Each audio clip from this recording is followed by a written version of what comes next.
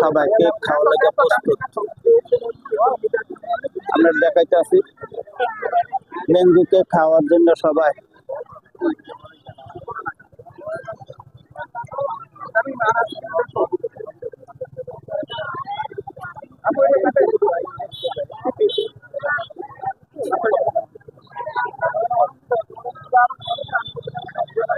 দেখেন লোকজন অনেক ভিড় করতে আছে কেক খাওয়ার জন্য।